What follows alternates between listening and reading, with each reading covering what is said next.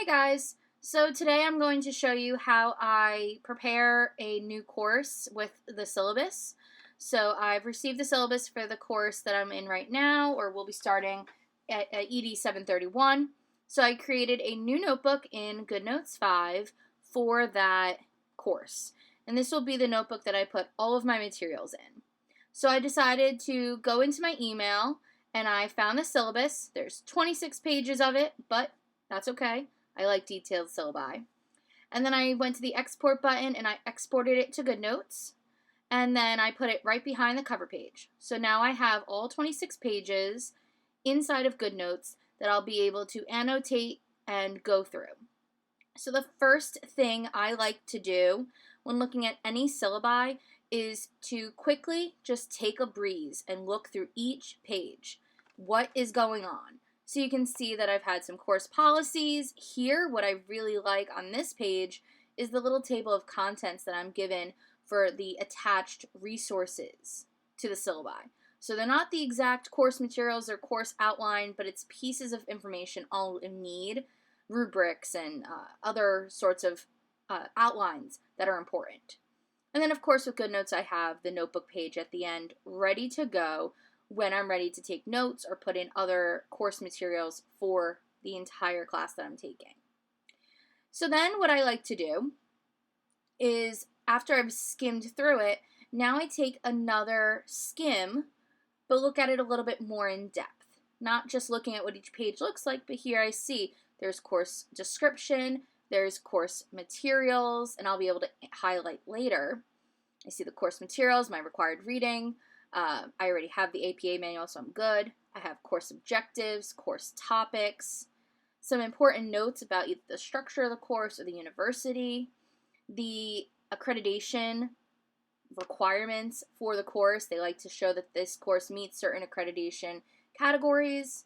And then there's a diversity statement, so I can see how I am going to be treated with respect and diversity and how, of course, we should be treating others. I really like this one up at the top here, land acknowledgement. Didn't know that my university has that it's been an ancestral home of the Lenape people. And as a proud historian in my past, focusing on Native Americans, that really was a nice surprise to see.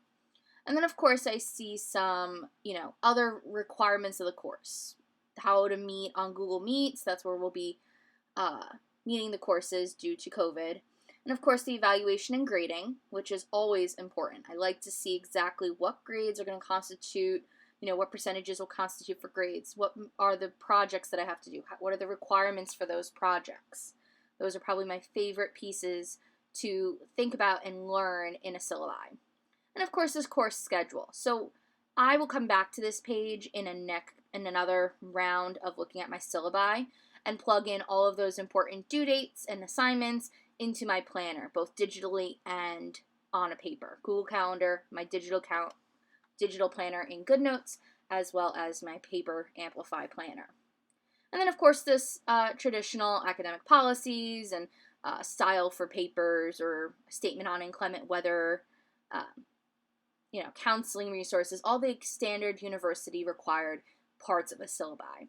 And down at the bottom, that table of contents for my syllabi, looking at the rubrics or the required materials, some resources for required training courses that I have to take.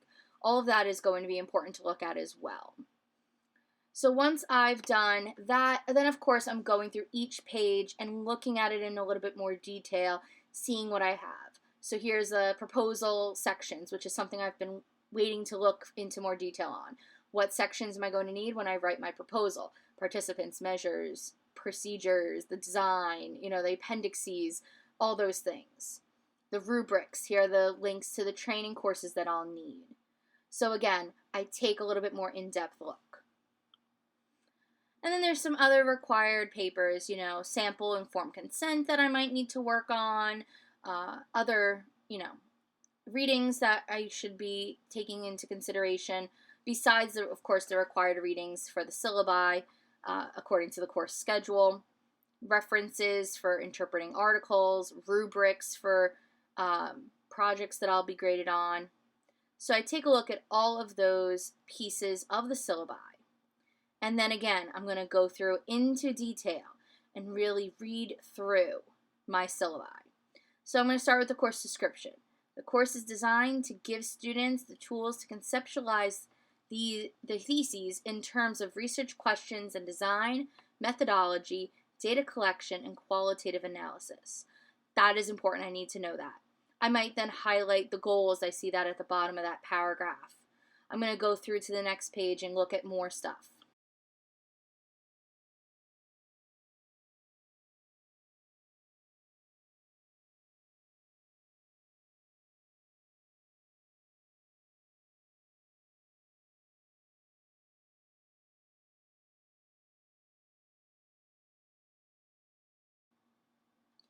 And once I've looked at my syllabus in a little bit more detail, I will then go to the course schedule and I will work on the digital transcription of those important dates and assignments first. So I'm going to look here and I see that I have something due on one of the first weekends. So I'm going to open up my digital Amplified planner and I see I have to start in September, so I'm opening it up and finding September's page, and I'll put it in the monthly view first. So I go back and I look here. I have something due on the 12th of September. It is a summary of my research topic, and it is due by 9 a.m. So I'm going to plug that in to my Amplified planner, going back and forth between those two notebooks inside of GoodNotes. So I like to use the zoom tool, but of course I've zoomed in really far. So it'll take a minute to find the correct day that I need, but I'll be able to plug in and write what I want. So I'll write, the course name, and I'll try to write an abbreviated version, that the research review topic is due, and that's due at 9 a.m. I'll put more details into my Google Calendar, and when I have a physical version, I'll have a little bit more space. My handwriting will be a little neater.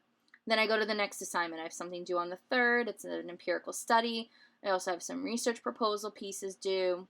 So I'm going to go to a different Amplified planner because I need October, that's Q4. And I'll find October's monthly view and plug in those dates. So again, I'm going back and forth between plugging in dates on a digital calendar, and then I'll go through and do it for my physical calendar. And that's it. That's really what I do to try to prep for the new semester. Thanks for watching.